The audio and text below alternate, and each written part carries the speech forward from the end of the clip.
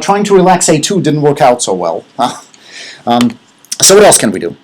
Another assumption that that has been jumped on very early and quite successfully is this A1. So words are either present or absent in the document. And that's annoying because this means that you cannot model word frequencies. And word frequency is something nice. We like to model word frequencies. So we know that it's empirically useful.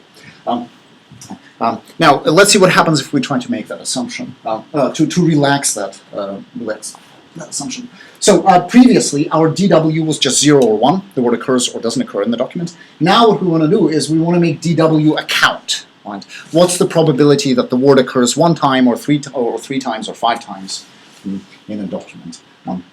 So a naive way to do that would be to estimate a separate probability for each possible outcome. So you would estimate one number for the word not occurring, say the word Obama not occurring in the document at all, another parameter for seeing exactly 1 occurrence of Obama, another parameter for seeing exactly 2 occurrences of Obama.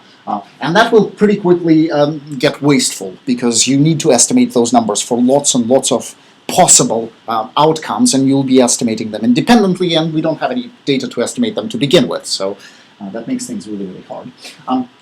In addition, you kind of want smoothness, right? So you would like the probability of, so for any given word, the probability that you see it 5 times should be about the same as the probability that you see it 6 times, right? Because 5 or 6, there's not much difference, but it should be really different than seeing it 1 time, right? So you want some sort of smoothness over those estimates. So if you want smoothness in general, you go ahead and you assume a parametric model for the outcomes. So one thing you could do is you could say, well, let's say that the word frequency follows a Poisson distribution, right? So you're going to have a curve like that. The form of the Poisson distribution is there. So for every word, you would estimate a parameter mu w, which is the mean, the expected frequency of seeing that word in the class of documents. So you have e minus mu w to the power dw, where that is how many times the word actually occurred in a given document, divided by dw factorial. So in general, it's going to look like that. And so it's nice.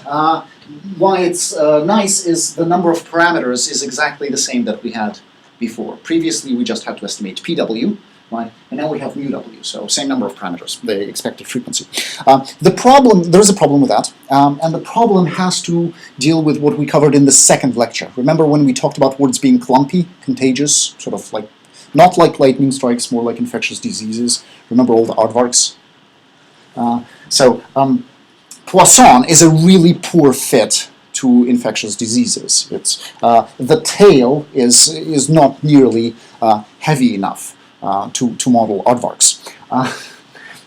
So you can't use it.